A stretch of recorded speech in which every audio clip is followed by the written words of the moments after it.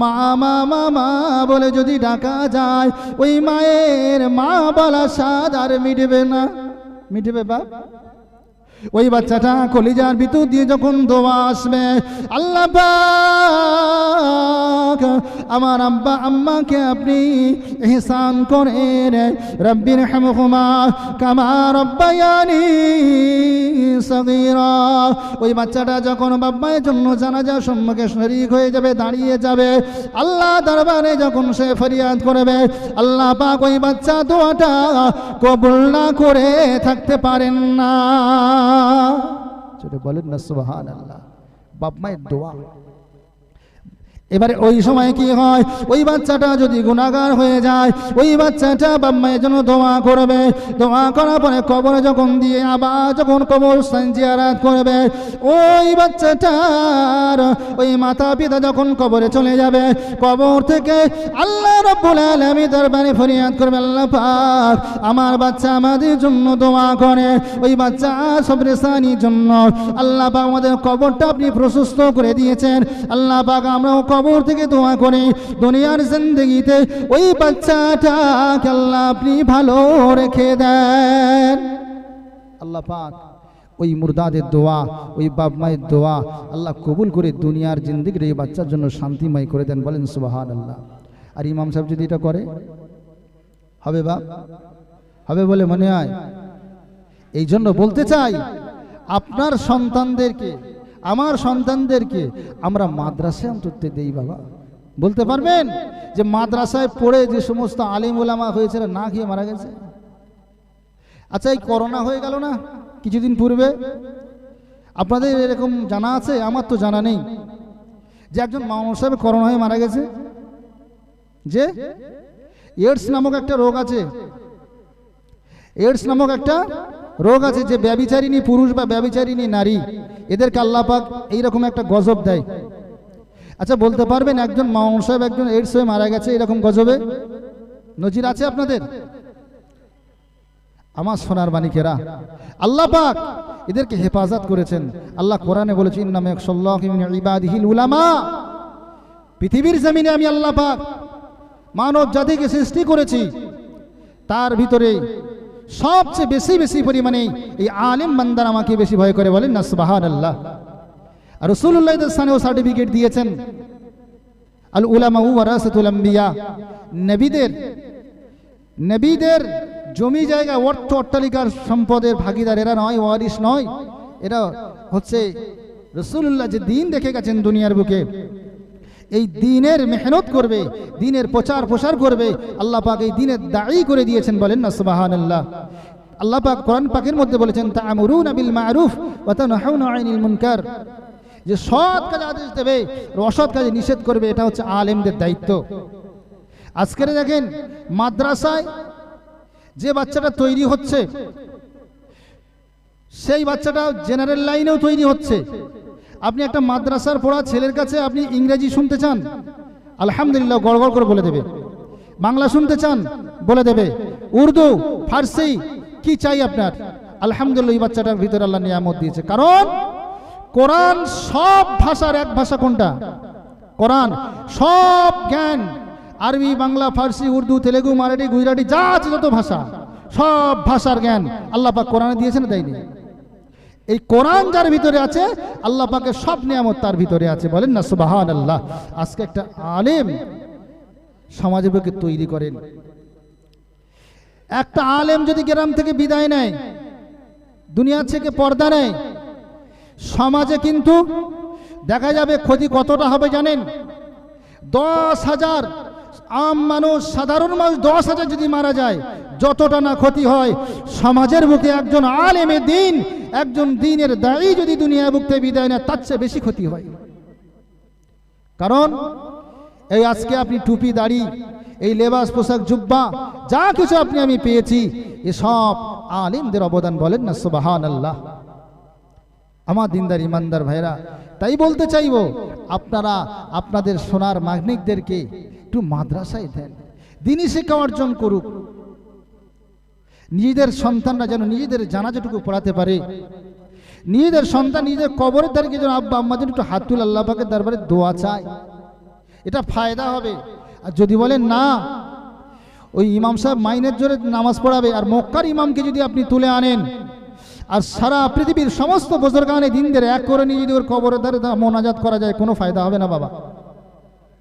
আমরা একটু শুভবুদ্ধি সম্পন্ন মানুষ, একটু বিবেক বিবেচনা করি, ছেলেদের মেয়েদেরকে একটু মাদ্রাসায় দিই।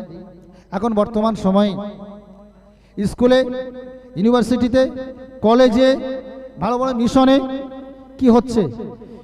শুধু খালি দুর্ব্যবহার, নোংরামো ছাড়া পড়াশোনা ভালো হচ্ছে বলে মনে হয়? স্কুলে আপনার সন্তানকে আপনি পাঠাবেন, কিন্তু আপনার টেনশন মাথায় থাকবে। তার কারণ রাস্তায় ধর্ষিত না হয়ে যায়। ঠিক বলছে না ভুল? খবর কাগজ দেখেন, নিউজ দেখেন আপনারা তো প্রতিনিয়ত নিউজ দেখি, কোনো না কোনো ধর্ষণের খবর আসছে। আবার এই মাদ্রাসা আমি অনেক জায়গায় বলি, মেয়েদের মাদ্রাসা মানে একটা জেলখানা। মেয়েদের মাদ্রাসা মানে জেলখানা। এর ভিতরে সব ব্যবস্থা আছে, এর ভিতরে থেকে মানুষ হয়। সারাদিন কোনো ছেলে ভুলে মুখ দেখে না। অতএব এদের যে নোংরামো করবে, প্রেম প্রীতির নামক যে ঘটনা ঘটাবে, সে সুযোগেরা পায় না। আমার ভাই এখানে যে একটা সিস্টেম করেছে, আমি খুব খুশি তাতে। অন্যান্য মাদ্রাসায় কিন্তু এরকম সিস্টেম নাই। আল্লাহ পাক বহু জায়গায় ঘুরিয়েছে, দেখেছি যে গার্জেনরা ফোন যতক্ষণ না করবে বাচ্চাদের কাছে দেওয়া হয় না। কিন্তু অন্যান্য মাদ্রাসার সিস্টেমটা কি আছে জানেন? যে বাচ্চারা ফোন করে বাড়িতে, কি বলল? হুজুর আমি আব্বার কাছে ফোন করব, হুজুর আমার ভাইজানের কাছে ফোন করব, বলে হুজুরের কাছ থেকে ফোনটা নিয়ে ও সেই যে ছেলেকে মহব্বত করে, ভালোবাসে, সেখানে ফোন করছে। হুজুররা জানে, বাড়িতে ফোন করছে। এখানে কিন্তু ওই পরিবেশটা নাই। এর জন্য আমি খুব খুশি যে ভাইরা আমার এত সুন্দর পরিকাঠামোর ব্যবস্থা রেখেছে। হতে পারে গরিব প্রতিষ্ঠান, আমি যতটুকু খোঁজ খবর নিয়ে দেখেছি, বড় বড় প্রতিষ্ঠানে যে নিয়ম কানুন, যে ডিসিপ্লিনগুলো আছে, তার থেকে মাশাআল্লাহ অনেক সুন্দর ব্যবস্থা এনারা রেখেছেন। এই একটা গরিব প্রতিষ্ঠান, এখানে অনেক বাচ্চারা ফ্রিতে পড়াশোনা করছে, অনেক বাচ্চারা ফ্রিতে পড়াশোনা করছে। আবার কারোর জন্য সামথিং পয়সা নেওয়া হচ্ছে। আমি হিসাব করে দেখেছি, একটা বাচ্চা যদি আমরা বাড়িতে রাখি, ওই বাচ্চাটা কমসে কম 1,000 টাকা কিন্তু খরচা হয়। যত খরচা করি না, মানে করবো না বলি না কেন, ওই বাচ্চাটার পিছনে 1,000 টাকা কমসে কম খরচা হয়। কিন্তু এখানে 500, 600, 700, 800 এরকম তার ইনকামের উপরে দেন। ভাই সেটা নীরবে সহ্য করে নিয়ে, আল্লাহ পাকের অনেক বান্দা আছে, তারা দেয়। সব রকম ভাবে আমার আল্লাহ পাক চালিয়ে নিয়ে যাচ্ছে। আমরা এই দিনই প্রতিষ্ঠানকে ইনশাআল্লাহ একটু লক্ষ্য রাখার চেষ্টা করব। আমার বাবাজিরা, ভাইরা, আল্লাহ পাক রব্বুল আলামিন এই যে নেয়ামত হকদার করেছেন, আমরা যে এসে বসেছি এখানে, এই যে জান্নাতের বাগানে, আর এখানে বসে বসে আপনি আমি যে আমলটা করব, এই আমলটা শুধু আপনার আমার হবে? যে এই আমলটা শুধু আপনার আমার হবে না।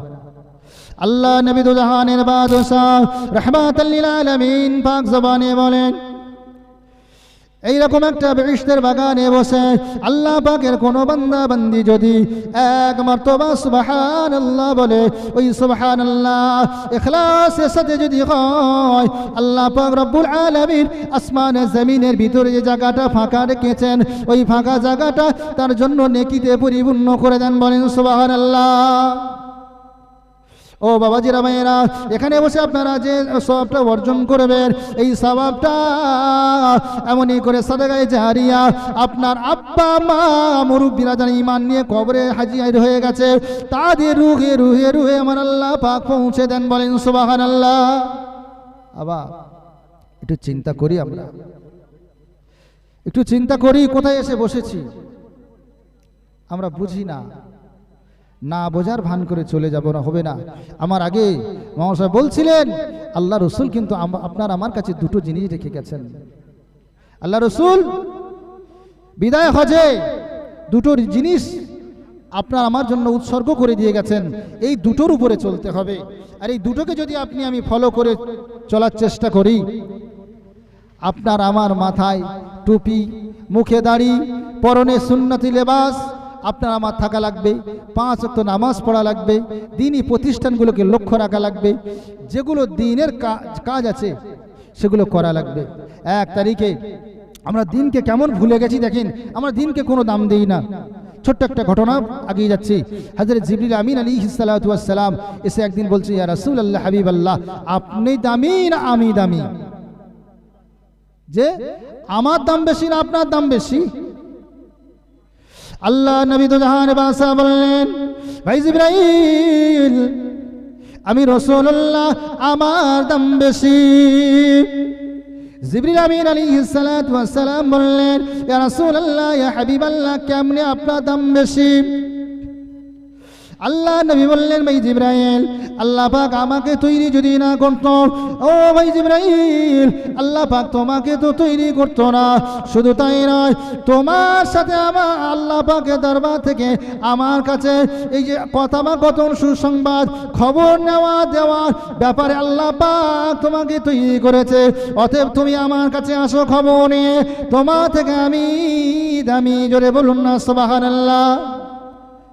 জিবরাইল আমিন বলছে, তা নাই হলো, বলেন তো কাবার দাম বেশি না আপনার দাম বেশি? আল্লাহ রসুল বললেন, ভাই জিবরাইল, কাবা তো আমার জন্য আল্লাহ পাক তৈরি করেছে, অতএব কাবা আমার থেকে কাবার দাম কম, কাবার থেকে আমি রসুল্লাহ দামি। বলেন না সুবহানাল্লাহ। এরকম করে বললেন, কোরআনের দাম বেশি না ইয়া রাসূলুল্লাহ আপনার দাম বেশি? আল্লাহর রসুল বললেন, কোরআন তো আমার প্রতি অবতীর্ণ হয়েছে, অতএব কোরআন আমার কাছে এসেছে, কোরআনের থেকেও আমি রাসূলুল্লাহ আমার দাম বেশি। বলেন না সুবহানাল্লাহ। শুধু তাই নয়, যখন এ কথা 3টে কথা হয়ে গেল, 4র্থ নম্বরে বলছেন, ইয়া রাসূলুল্লাহ হাবিবাল্লাহ, দ্বীনের দাম বেশি না আপনার দাম বেশি? রাসূলুল্লাহ খামোশ হয়ে গেলেন। রাসূলুল্লাহ পরে খুলে বলছেন, ভাই জিবরাইল, দ্বীনের দাম বেশি। জোরে বলেন না সুবহানাল্লাহ। আল্লাহ নবী বলছেন, ভাই জিবরাইল, এই দ্বীনের ব্যাপারে আমি রাসূলুল্লাহ, আমাকে তৈরি করা হয়েছে। বলেন না সুবহানাল্লাহ। বাবা, সেই দিনকে আমরা ভুলে যাচ্ছি, সেই দিনকে আমরা ভুলে যাচ্ছি। কিরকম? আমরা তো মার খাইনি, আমাদের কেউ বড় কথা বলেনি, আমাদের কেউ দুটো চড়চাবড় কিছু দেয়নি। আমরা মুসলমানের ঘরের মুসলমান, মুসলমানের ছেলে মুসলমান, বাপ দাদা মুসলমান, আমরাও মুসলমান। দিনের ব্যাপারে আপনার আমার কোনো কষ্ট করতে হয়নি, তাই আজকের আমরা সস্তায় দিন পেয়েছি। সস্তায় দিন পেয়ে আমরা দিনের কথা ভুলে যাচ্ছি। আমার বাবাজিরা, একটু আমরা নিজেদের জীবনটাকে একটু পরিবর্তনের জায়গায় আনি। যদি বলেন যে আমি পরিবর্তন হব না, আল্লাহ আমাকে হেদায়েত করবে, অত সোজাই নয়, অত সোজা নয়। কারণ আর আলেম ওলামাদের ওয়াজ মাহফিল শুনে আপনারা যে হেদায়েত হবেন, এটা সম্ভব নয়। তার কারণ যদি ওয়াজ শুনে হেদায়েত হওয়া যেত, তাহলে আল্লাহর নবী কম ওয়াজ করেননি, আল্লাহর নবী কম ওয়াজ করেননি। আল্লাহ নবী ওয়াজ শুনিয়েছেন উতমা সাইবাকে, আবু জেহেলকে আল্লাহ নবী ওয়াজ শুনিয়েছেন। অপরদিকে আল্লাহ রাসূল ওয়াজ শুনিয়েছেন আবু বকর, হযরত উমর, হযরত আলী, হযরত উসমান, এমন করে সাহাবা আজমাইন হুজুরগণদেরকে রাসূলুল্লাহ ওয়াজ শুনিয়েছেন। ও সোনা মানিকেরা, ওয়াজ শোনার পরে দেখা গেল আল্লাহ রাসূলের কলিজা টুকরা সাহাবীরা এই ওয়াজকে নিয়ে তারা একটু গবেষণা করেছে, চিন্তা করেছে।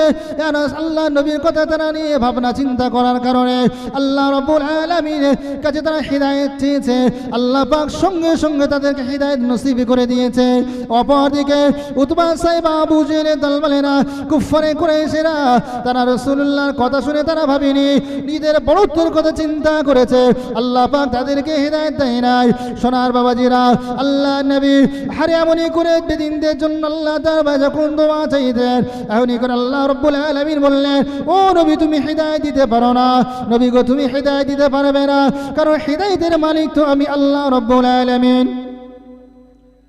বাবাজিরা, ভাইয়েরা, যদি আল্লাহ পাক আমার আপনার নবীকে যদি তৈরি না করতো, আল্লাহ পাক সারা কায়নাতকে বানাতেন না, সেই রাসূলুল্লাহ কাউকে হিদায়াত দিতে পারে না, তাহলে আপনি আমি কিভাবে সে হিদায়াত দিতে পারি না। হিদায়াত দেওয়ার কোনো জায়গা নাই। সোনার মানিকেরা, আজকে নূহ আলাইহিস সালাতু ওয়াস সালাম তিনি তার ছেলে কেনানকে ওয়াজ শুনিয়েছেন, তথাপি সে তাকে জান্নাতি করাতে পারল না।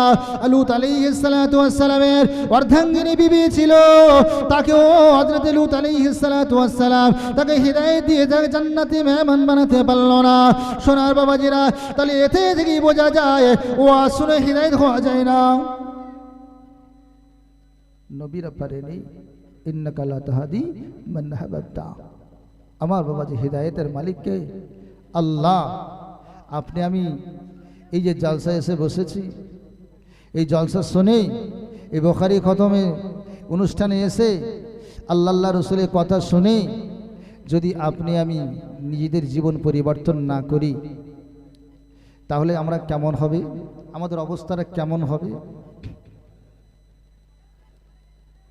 আল্লাহ পাক কোরআনের মধ্যে বলেছেন যে যারা ভালো কথা শুনেও না শোনার ভান করে চলে যাবে, যারা ভালো জিনিস দেখে না দেখার ভান করে চলে যাবে, এরা কারা?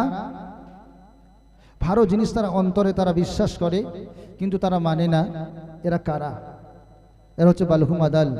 আল্লাহ পাক কোরআনে ওই জায়গায় একটু রাগ করেছেন, আল্লাহ পাক একটু রাগ করেছেন বান্দার প্রতি, রাগ করে বলছেন বালহুম আদালের চতুষ্পদ জন্তুর থেকে আরো নিকৃষ্ট। আবার আমাদের জীবনে একটু পরিবর্তন করি, আর পরিবর্তন করতে গেলে আল্লাহর নবীর দিকে একটু ফিরে যাওয়া লাগবে। আল্লাহ পাক কোরআন পাকে পরিষ্কার ঘোষণা দিয়েছেন, আমা তাকুমুর রাসূলু ফাহাকুজুমাহু আমা নাহাকু আনহু ফান্তাহু। এই দুনিয়ার মানুষেরা, আমার রাসূলুল্লাহ যেটা নিষেধ করেছে তোমরা তার ধারে কাছে যেও না, আর আমার রাসূলুল্লাহ যেটা তোমাদের আদেশ করেছে তোমরা সেটাকে আঁকড়ে ধরো। বাবাজিরা, ভাইরা, আমার রাসূলুল্লাহ ভুল বলেছে বলে মনে হয় যে আমার রাসূলুল্লাহ ভুল বলেছেন? আল্লাহ পাক রব্বুল আলামিন রাসূলুল্লাহ সাল্লাল্লাহু আলাইহি ওয়াসাল্লাম সার্টিফিকেট দিয়েছেন, ওমা ইয়ানতুকু আনিল হাওয়া ইন হুয়া ইল্লা ওয়াহয়ুন ইউহা। দুনিয়ার জমিনে ও সোনার আমার বান্দারা শুনে রেখে দাও, আমি আল্লাহ পাক যেমন নির্ভেজাল, আমি আল্লাহ যেমন নির্দোষ, আমার রাসূলুল্লাহ তেমন নির্ভেজাল নির্দোষ। জোরে বলেন না সুবহানাল্লাহ। আমার বাবাজিরা, আল্লাহ রাসূলের জিকিরকে আল্লাহ পাক সারা দুনিয়ার জমিনে ছড়িয়ে দিয়েছেন, ওয়া রাফা'না লাকা যিকরাক। আমার বাবাজিরা, আপনি আমি সেই রাসূলুল্লাহকে কতটা মহব্বত করি, আর আমার আল্লাহ কতটা মহব্বত করে একটু খেয়াল করে। হযরত মুসা আলাইহিস সালাতু ওয়াস সালাম আল্লাহ পাকের দরবারে একটু আবদার করলেন, রব্বুল আলামিন আল্লাহ পাক আপনি কি করেন? আল্লাহ আপনি খান না ঘুমান, কি করেন? আবদারের নবী ছিল আল্লাহ পাকের দরবারে আবদার। যাই হোক, আমি মুক্তাসার করব, কারণ আলেম বশরীকে ওয়াজ নসিহত করাটা ঠিক হবে না। আর আমি এর আগেই বলেছি, আমার ওস্তাদ সমতুল্য তারা এসেছে তাকবীর দেন, নারায়ে তাকবীর, নারায়ে তাকবীর, নারায়ে তাকবীর।